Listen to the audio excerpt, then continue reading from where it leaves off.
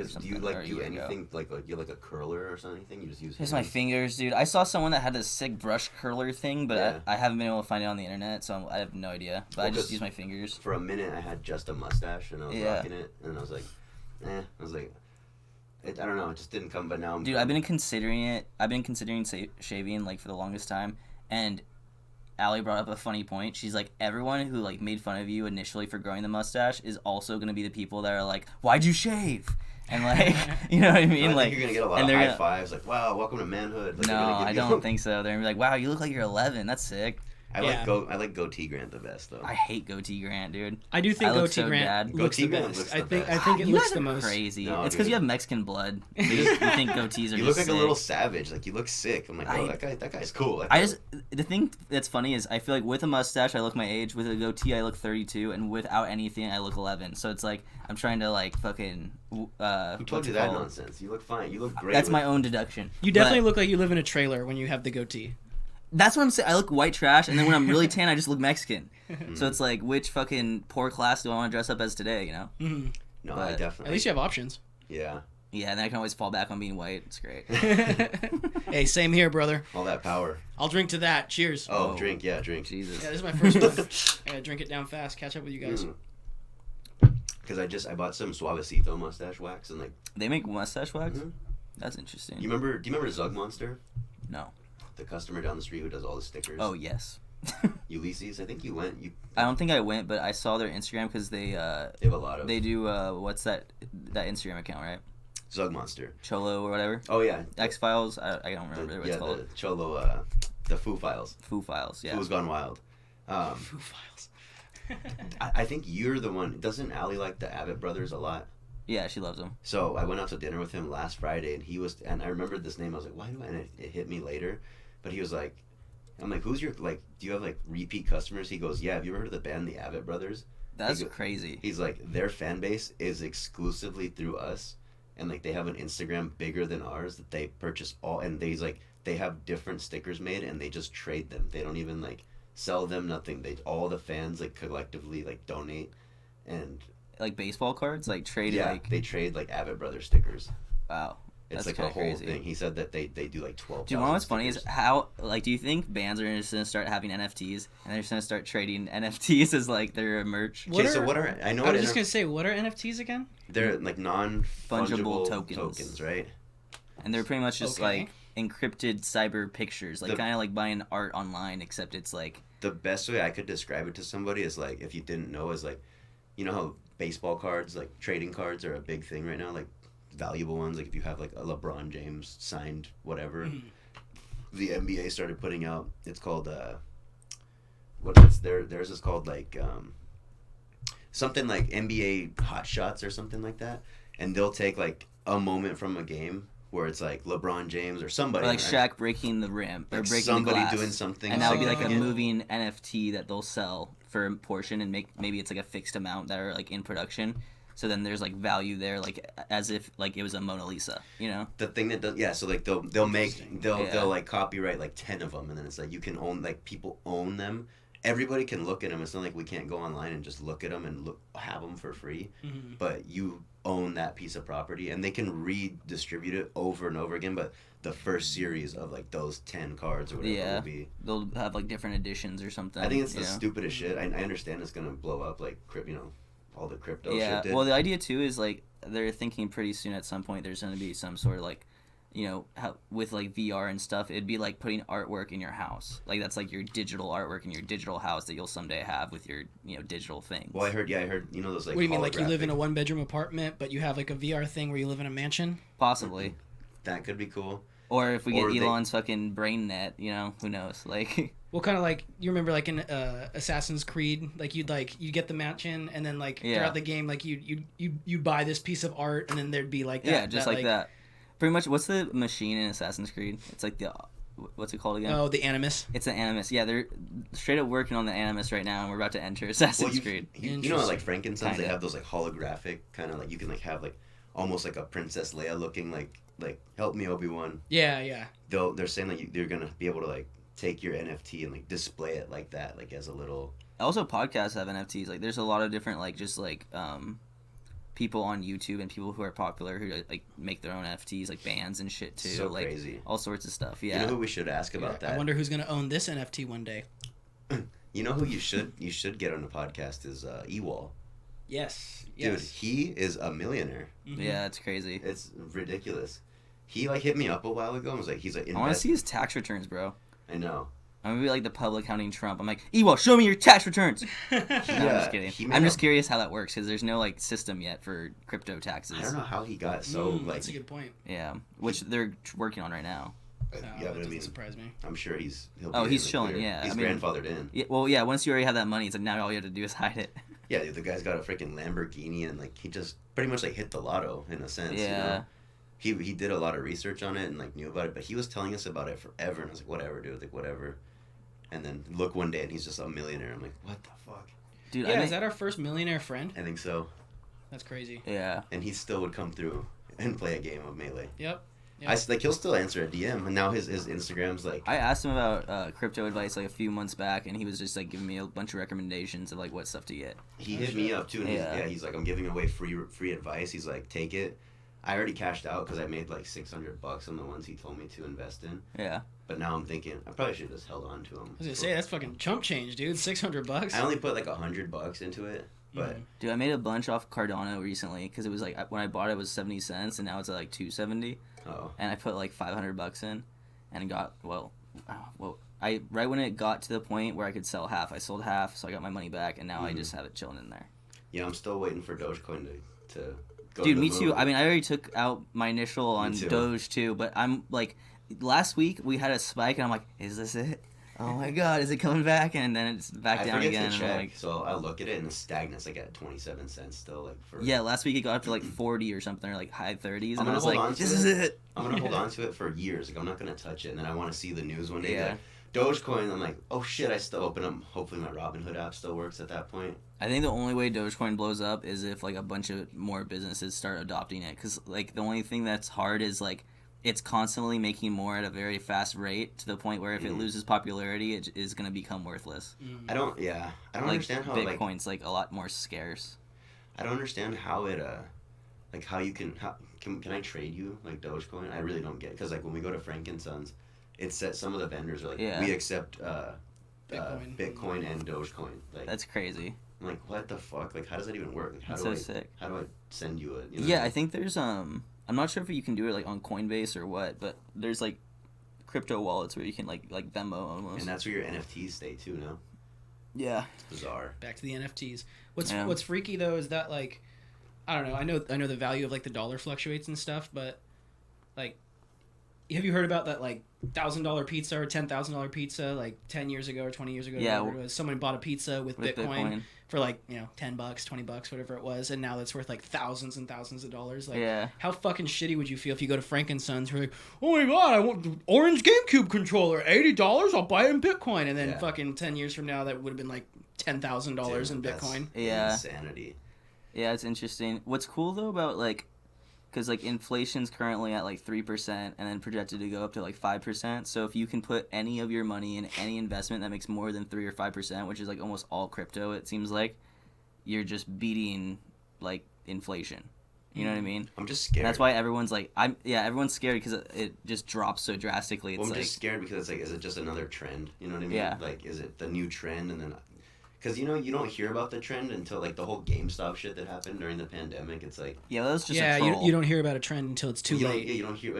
That's an example. Like it's like, oh, like now it's like too late to get in. Well, we heard about Doge like pretty fucking early. I mean, like bought it at 0.007 cents. I bought it pretty early. Like too, that's super early. Because if you put in 10,000 at that point, you'd have $100,000. I only have $300. Well, what's it at now? 34 cents. Yeah, it's like 20s, high 20s or 32. Here. Yeah, but like, that's a significant increase then. Oh, it went up. Like there was a huge spike. I remember like thousands of percent. Cashman like, was over telling 1,000%. Cashman was like, dude, get Dogecoin. Early on, he was texting me. He's like, invest in it.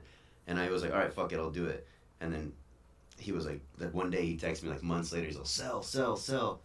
And he made a couple $1,000s on it. Yeah. And I didn't sell. There's just one YouTuber that talks about like stocks and real estate that I follow, and he like, I think his name's I think it's Stephen Graham, but he he was saying how he bought $1,000 worth of Dogecoin when it was super low, and then he sold it a week before the influx went up. And he said, and the title of his video was like clickbait, and was like, if I didn't sell my Dogecoin, I would have been a fucking I would have made $253,700 or some shit. Dude. And then he's like, instead I made he made like $1,050, Hey, dude, it's like so heartbreaking.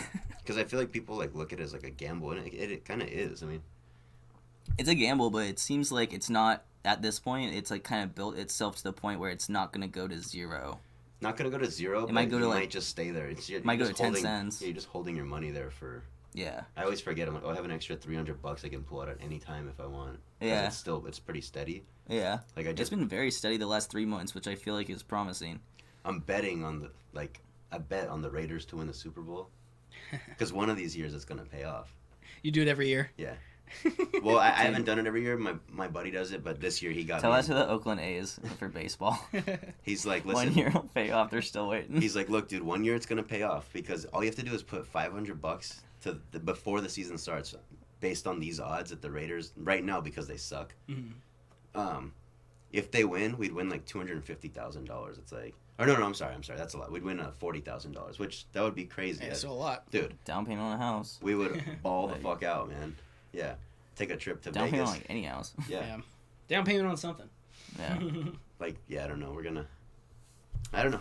It's gambling. It seems like it's all gambling. Well, and you're so worried about that being that idiot in the classic tale where it's like, you heard about it, and you waited, and finally it's like, well, it's been 6 months, and it's been keeping going up, so now I'm going to buy it. And as soon as you buy it, fucking...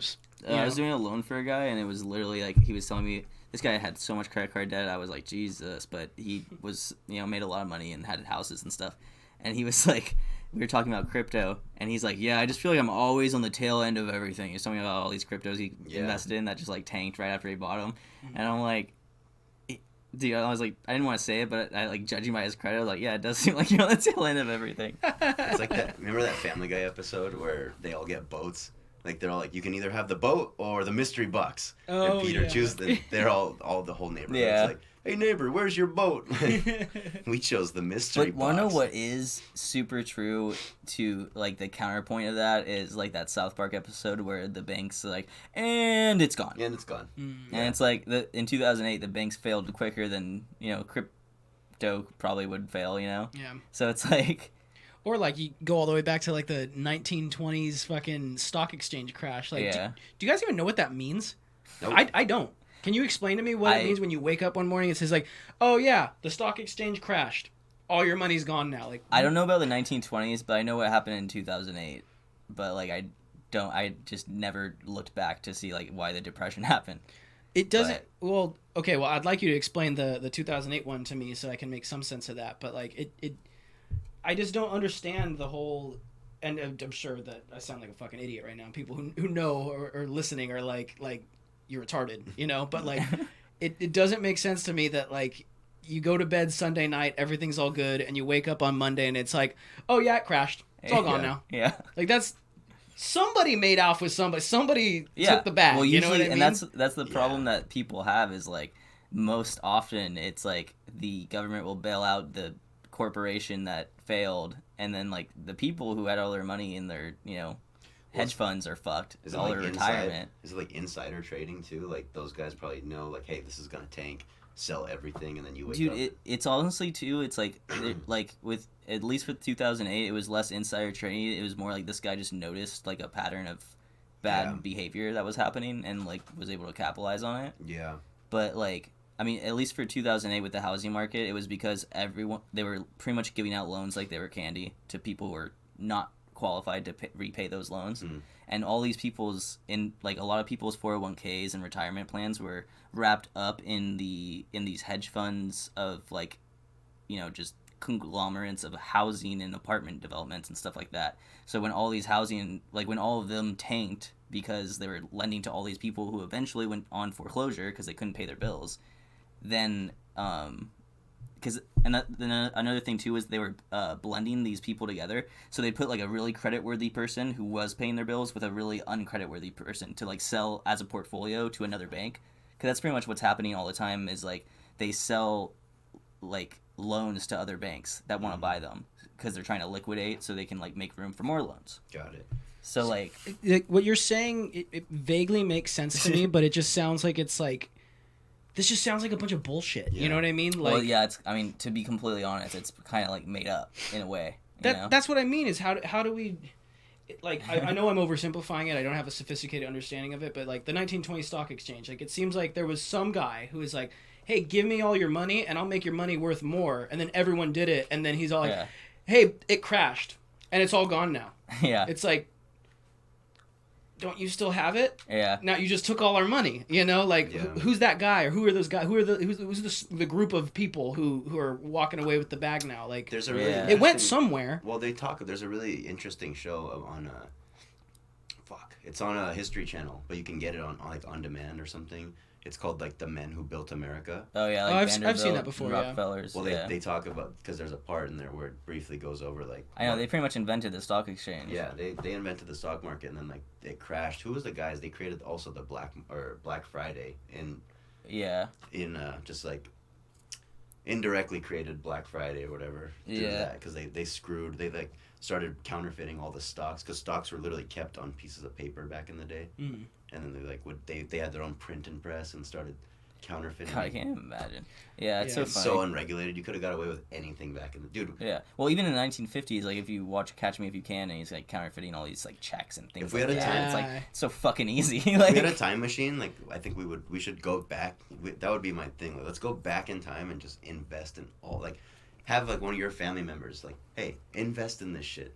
Like, invest in. You mean the plots of Back to the Future too?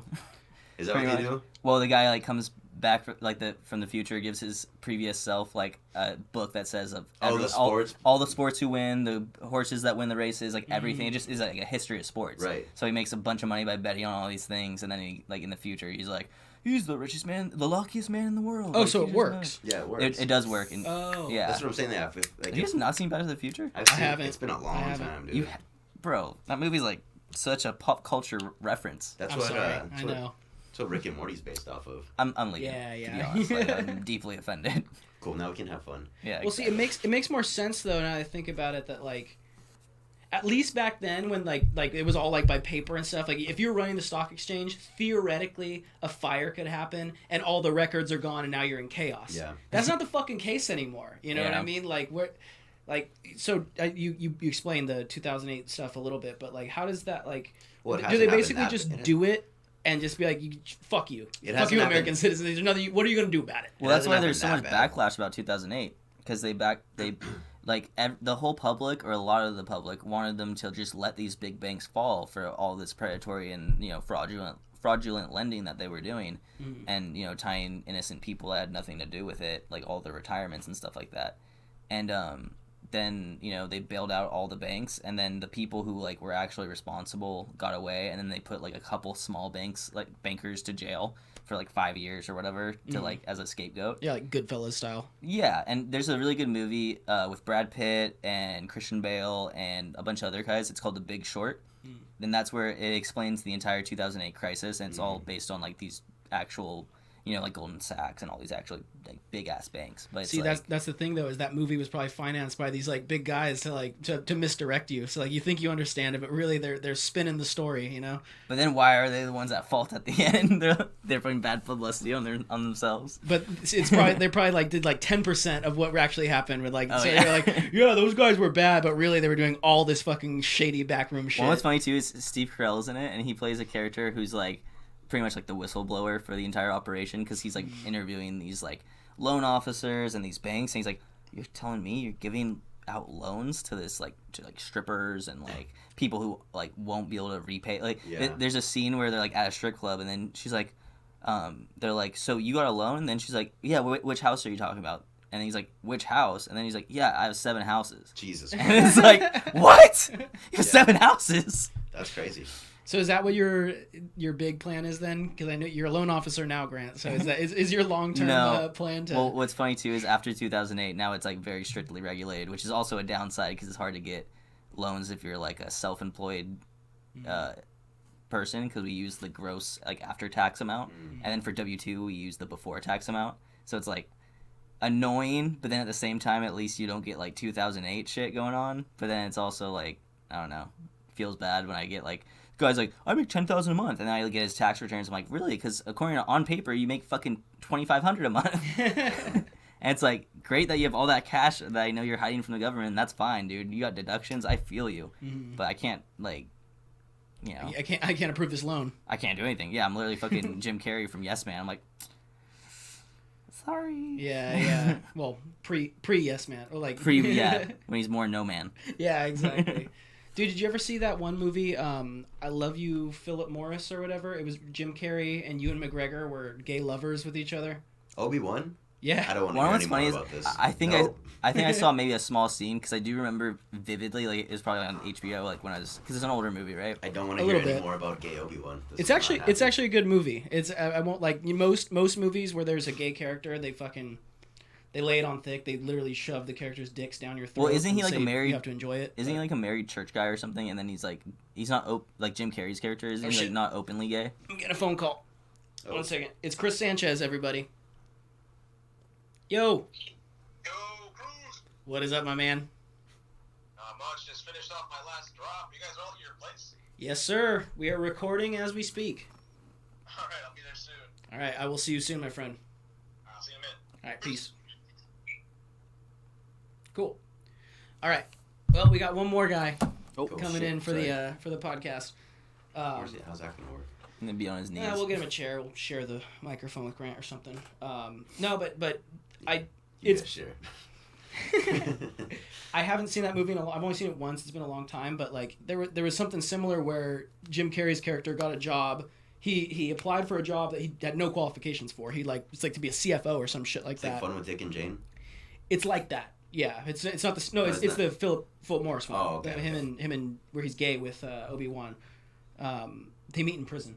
But I think he goes to prison for this financial fraud. But like he gets this job he's not qualified for, where he's in charge of all the money, and he takes all the money of the company and invests it in shit, makes profit, puts it back where it goes, and keeps the profit for himself. Okay. Yeah. So like that's the kind of shit that like these high up people that like we don't even know their names, like those are the kind of like games that they're playing where like they're making. You know what gets him is that he has this coworker who notices that he's driving this crazy car and has these crazy watches and has all like they have the same job, and he's like, where's all this money coming from? And then the guy ends up like investigating him and ratting him out because he's jealous, you know. Yeah.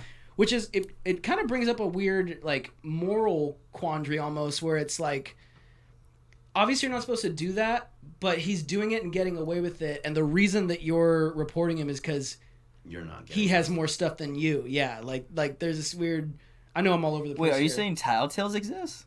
Well, but the thing is that it's one thing to tattletale on someone that's like, hey, my neighbor's raping kids in his fucking basement. Yeah, cool, you know, like you should probably report that. Oh. But I wouldn't even say that was like tattletale. I'd be like, that's just fucking stopping something heinous. Well, but see, that's the thing, is that's the argument that some of these people would make. It's like, well, I'm stopping a miscarriage of this guy. He's taking people's money and investing it. He's taking money that's not his and investing it in shit. But it's Sounds like, but he puts it back. You know, like it's working. You're just mad that he's making profit off of his risks here. Yeah. The argument being that, well, if the risk goes bad, then the people who trusted him with their money are the ones who lose out. But like, did you guys hear about that one? I don't know what state it was. I think it might have been Texas. But there was this guy, this black guy. Not that it matters, but it in today's context, people definitely get hung up on that. But there was this black guy that did some like legal loophole where he found out that there was this person in this nice ass neighborhood, huge like 2-story multi-bedroom house, and found out there was a loophole where the man who had owned it was bankrupt, and the bank or the mortgage place or whatever went bankrupt as well. So it was deemed like nobody owned it. Again, I'm butchering this, but there was a first come first serve thing where so he basically started squatting in this house. Right. And legally at the time, the law was that like if you squat in there for however many months, maybe a year or 2 years or whatever it is, it by default is now your property. Damn. And it costs like, I think it was like $8 to file the paperwork. So you basically got this like hundreds of thousands of dollar house for $8 just by filling out this paperwork. And the fucking neighbors in the community were so incensed by it that they actually like filed all this shit, ended up getting the law overturned, and got him kicked out of there. So they changed the law. They got the law changed so that he couldn't get that house anymore. That's pretty fucked. I feel like you should at least get grandfathered into that. Yeah, why would they? So hold on, why did they want him gone though? Because they were jealous. Black. That's what. See, that's the thing. If he was white, it'd be a little different. But because he's black, it's extra like. There's this very white neighborhood in Texas, and they found out that this guy legally found a loophole to own this house that they probably had to pay the full hundreds. I feel like in that situation, that's fucked up. Just because it's like. It's like, was he throwing like major black just people because, parties or like what was the deal? Yeah, was he just like kicking it, or was he being all obnoxious and like? I feel like the most ironic part about it is like boys rolling up corporations evade laws like that all the time, but none of them are accountable for any of that. Mm-hmm. But if one person does it, like that's what happened to GameStop. They were all trying to fucking attack like the rules of the stock exchange when they don't profit, but as soon as like the common man profits from like by shorting and fucking up all these hedge funds, they're like, I can't believe they're doing this. But when they do it, it's completely fine.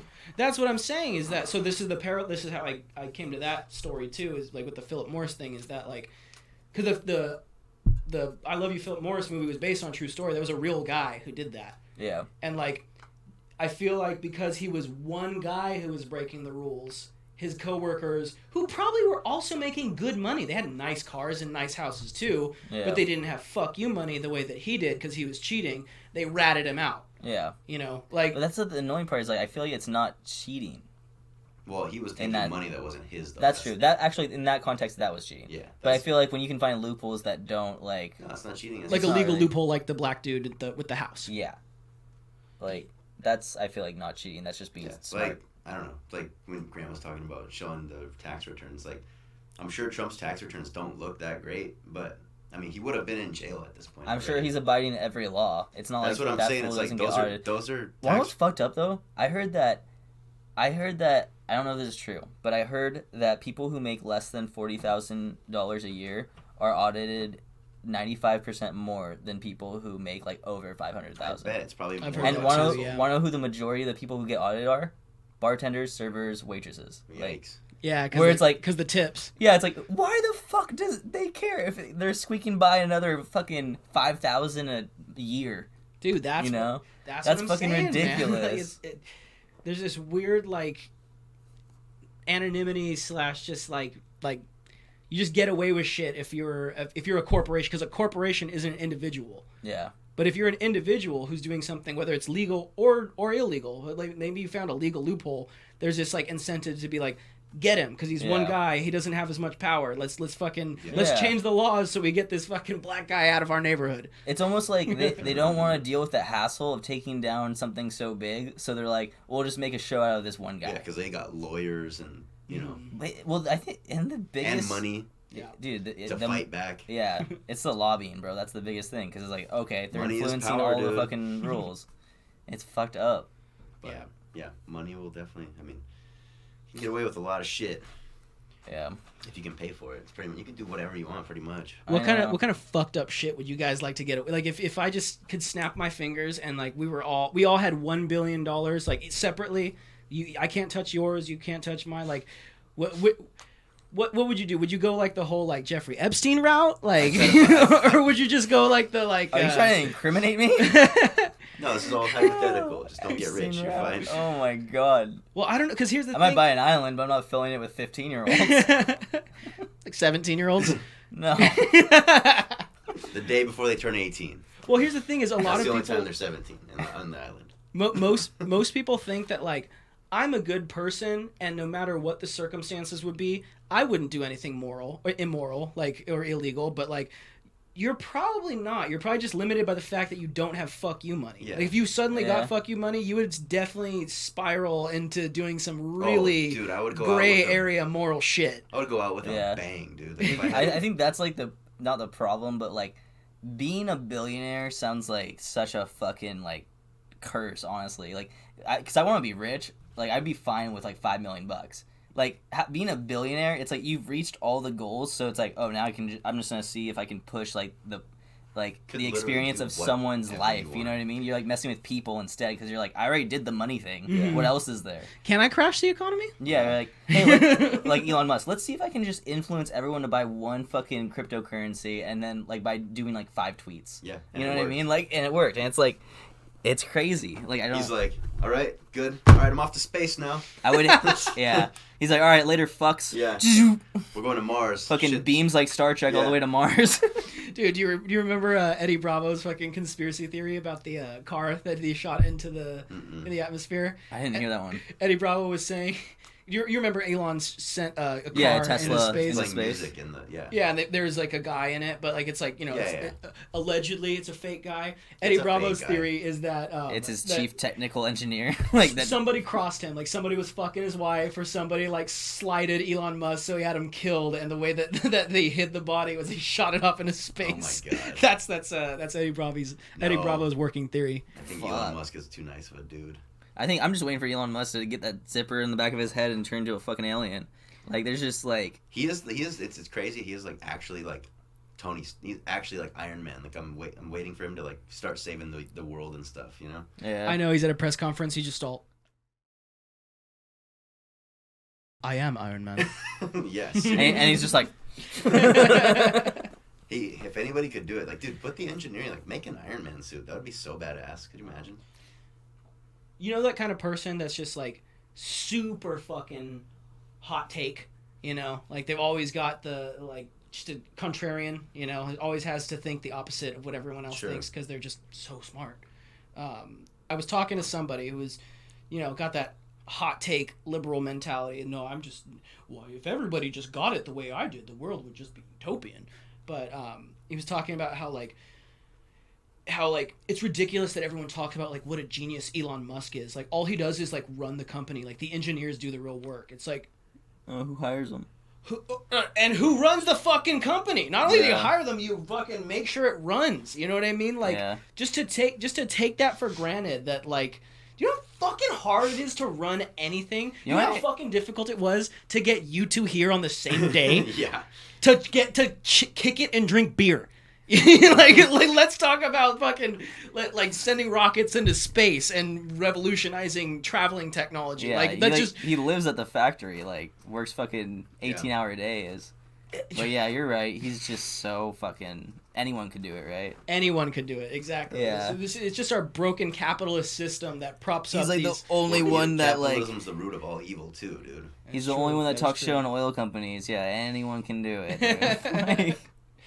That's my favorite one when the people like that are like capitalism is like what else are we gonna do? I mean you can't how are you gonna get rid of it? It's like already there, it's not going anywhere. We have a thing called communism. No one's done it right yet, but once they did it right, that would be and I love the fucking the Jordan Peterson's comment on that I really do believe this, that when somebody makes the argument that like, well, that wasn't real communism. What they're really saying is that, well, if I was the totalitarian dictator, if I was Stalin, or if I was Mao, then it would have been done right. Yeah, but because it wasn't me, because he didn't do it right. But if I had that total power, I would have done it right. That would have been real communism. I'm sure. Because I know what real communism is. And then watch once bro, I'm ready to go back to kings and queens. Let's fucking get it. Like, bro, where's the gestures at? Let's fucking go, dude. Once, dude. I know. Dude, I'll return to my broken ass castle in England, rebuild it. I'll meet you halfway. I'm not down for the king and queens thing, but I am down for only white male property owners being able to vote. What do you think? Yeah. Hey, fine by me. I wouldn't. Yeah. Maybe I'll let you guys come to my house every now and then. So that's what I'm saying. We got the end. You know, it's 2021. We had to be cool about it. We'd be like, Grant, dude, listen, me and Cruz, we're not white folk. I mean, as soon as you guys are done with your shifts on my property, you guys can come. Hey, speak for yourself, man. Speak for yourself, dude. Holy shit! I'm just gonna call Cruz Ruckus from now on. Dude. You can call me whatever you want, fucking Slave Master Joe over here. I'll be called Cassius Clay. Wait, Grant's like our shift's over, like after we're all hunchback and playing the part for Grant, like calling him Missa and all that stuff. Letting him win at Melee. Yeah. Oh, I didn't see that coming, sir. Yeah, good job, Master Grant. Oh god, it's never getting posted. It's not even live. Like we're recording, but we're not live right now. It's already censored. I'm already in trouble on YouTube right now. You already got a letter being like you violated YouTube's terms of service. You're gonna knock on the door. Hey, Susan, the CEO, she's like, ahem. And that, honestly, dude, that's what I'm doing this for. Like, it's not for YouTube or making money. If somehow the podcast takes off, that's great too. But like, I just want to capture real conversations. You know, like I want to capture us actually being our fucking selves and talking shit. Like. All the shit that I feel like Joe Rogan's... like, so I can blackmail you when you guys are rich. So anyway, Grant, what would you do when you're rich? Sorry, no, the most heinous thing. Yeah. No, I know, after the boat. I know. Somebody at the door. Chris here. We'll be back. You gotta pee. It's fucking Hot as fuck. You let Chris take the seat, dude. I'm dropping like 3 N-bombs. Oh my god. How you doing? Well. Chris, why do you only keep this room cool in here? Because the fucking AC only fits in there. What is that, my dude? What's up, doggy? Long time no see. You want to snake Alex's spot? Don't do it. He said if you do it, he's gonna say the N-word profusely.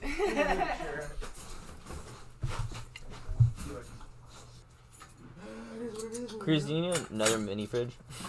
Yes. Wait, really? I'll stack them on top of each other.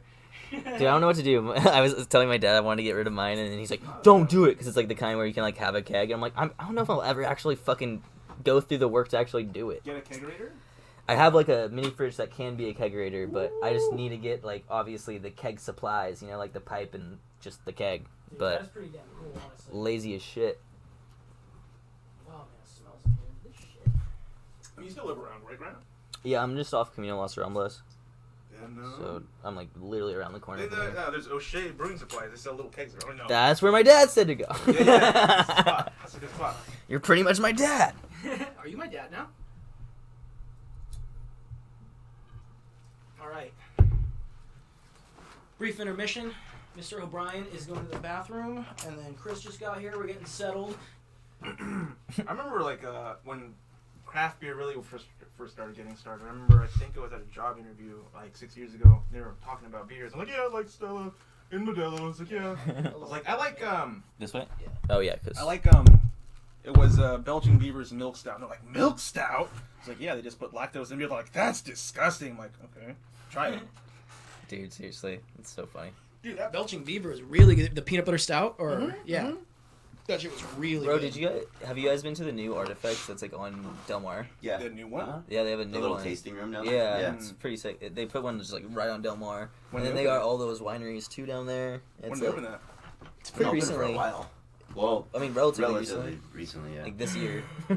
I have been there though. It was pretty cool. Yeah, it's so funny. I was talking to Ali about it the other day. It's like if you went to like Dana Point, San Juan, or San Clemente, you could literally do a fucking brewery tour because there's so many fucking breweries now. All tied together. Yeah, like you got Dog Park, you got fucking the new Station Craft, you got all of them. Anyway, are you recording or?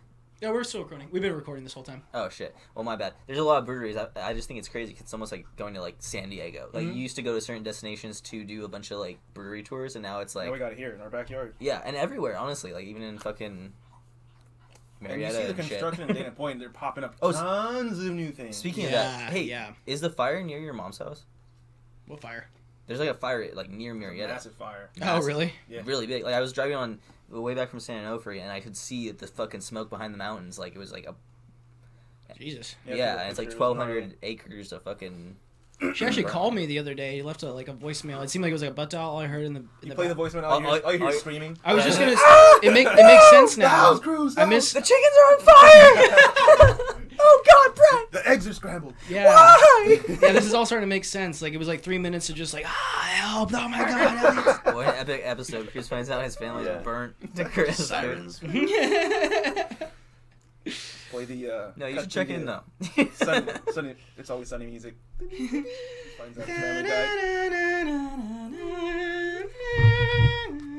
Sad face. Oh, David's here. All right, so that's all we got with Cruz's Corner. We'll see you next time. Yep. All right, can we let's get the fan on. Let's do this shit. I'm beat. All right, these guys are all tuckered out. We've been doing a podcast for 1 hour. Alex O'Brien's sweating. My back is sweaty as shit. Okay, I'm not gonna be the only dude sweating then. When are you ever, bro? Bro. Alright, well that was a lot of fun. Tomorrow? Hell yeah, tomorrow's no good. Right, okay, cool. So, you need to get some rash guards, Sorb. I know. As a matter of fact, I have one. I have one you can have. It's a stormtrooper. Ooh. Nice. All right, well, we'll call it at that, I suppose. We'll get going on these games and festivities. We're all hooked up here to get some audio and video, so maybe we'll get some of that captured. But as far as this little impromptu podcast, that'll be all. We'll see you next time, folks.